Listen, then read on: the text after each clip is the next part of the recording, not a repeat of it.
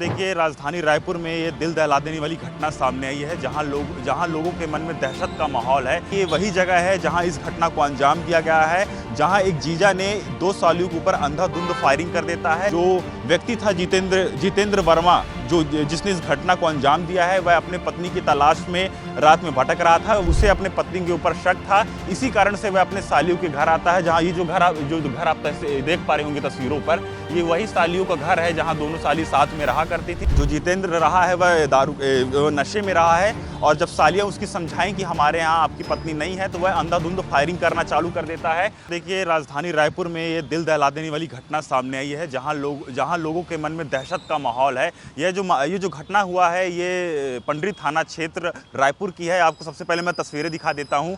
अंशिका, ये वही जगह है जहाँ इस घटना को अंजाम दिया गया है, जहाँ एक जीजा ने 2 सालियों के ऊपर अंधाधुंध फायरिंग कर देता है, जिसके कारण एक साली की मौके पर ही मौत हो जाती है, और दूसरी जो साली रहती है वह गंभीर रूप से घायल है, जिसका भी अस्पताल पर इलाज जारी हो रहा है। अंशिका, देखिए, इस केस में नया मोड़ यह सामने आया है कि जो व्यक्ति था जितेंद्र वर्मा, जिसने इस घटना को अंजाम दिया है, वह अपने पत्नी की तलाश में रात में भटक रहा था। वह बाउंसर का काम किया करता था। उसके पास लाइसेंसी पिस्टल थी, जिसका इसने उपयोग किया है इस घटना को अंजाम देने में।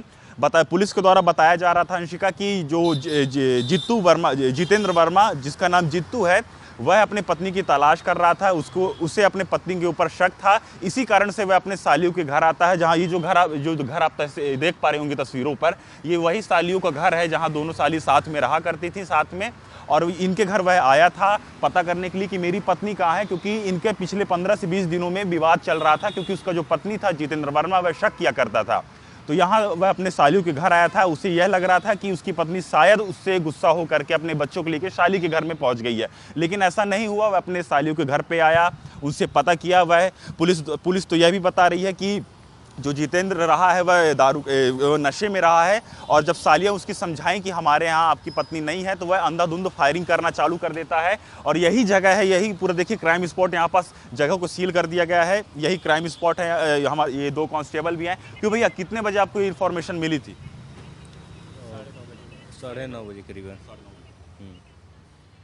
और कितने बजे आप लोग पता चला? हाँ, कितने बजे पता चला?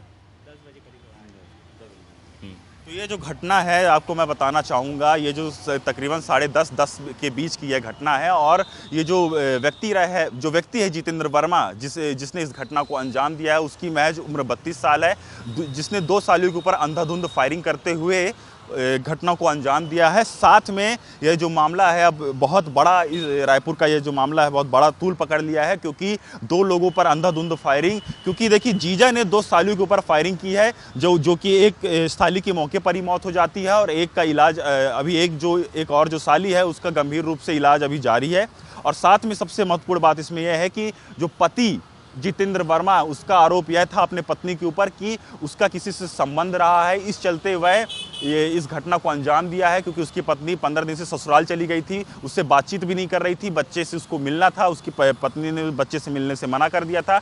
एक ये सबसे बड़ी वजह रही है इस घटना के पूरे समीकरण को समझने के लिए, क्योंकि अगर ऐसा ना होता तो क्या पता शायद जितेंद्र फायरिंग न करता, लेकिन उसने आज पूरे राजधानी रायपुर में हलचल पैदा कर दी है 2 लोगों को गोली मार करके, जो कि सबसे भयावह दृश्य रहा होगा। देखिए, जो आरोपी जितेंद्र वर्मा है, वो अपने ससुराल में यहाँ पे आया, और उसने जो 2 उसकी सालियाँ थीं उनके ऊपर उसने प्राणघातक हमला किया पिस्टल की मदद से।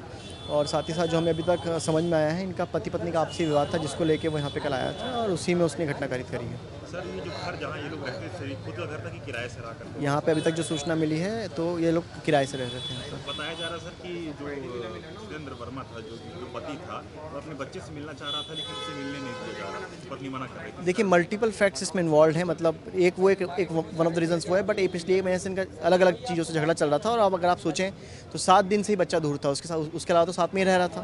तो और भी तथ्य हैं इसके अंदर। सर, जो पिस्टल थी क्या सर, वो लाइसेंस? जी, वो लाइसेंस पिस्टल थी, विधिवत लाइसेंस था उसका। कितने कारतूस बरामद किए गए मौके से? अभी जो हमारा जो एफएसएल का यूनिट है, वो सीनियर साइंटिफिक ऑफिसर के मार्गदर्शन में ऊपर पूरा जो भी क्राइम सीन है उसको रिक्रिएट करते हुए वहाँ से जो भी चीज़ें उसको कलेक्ट कर रहा है। तो जो कितने राउंड्स फायर हुए और क्या चीज़ें हुई हैं, वो आज शाम तक या फिर जब भी क्लियर होगा आपसे शेयर किया जाएगा। जितना जो भी फायरिंग हुआ है, जो हमने पूछताछ भी करी है, वो पूरा जो घर जो कमरा है वहाँ पर, और जो ऊपर जहाँ पे दूसरी साली को मारा वहीं पर। देखिए गंभीर अपराध घटित हुआ है और उसका सीरियसनेस देखते आप देख ही रहे हैं कि जितने वरिष्ठ अधिकारी यहाँ पे मौजूद हैं और साथ ही साथ जो एफएसएल के वरिष्ठ अधिकारी हैं वो भी यहाँ पे मौजूद हैं। तो हम सबका प्रयास यही है कि जितने साइंटिफिक तरीके से हम लोग इन्वेस्टिगेशन करें और साथ ही साथ जितने अच्छे से हम लोग एविडेंस कलेक्ट करेंगे उतना ही अच्छा इस केस में।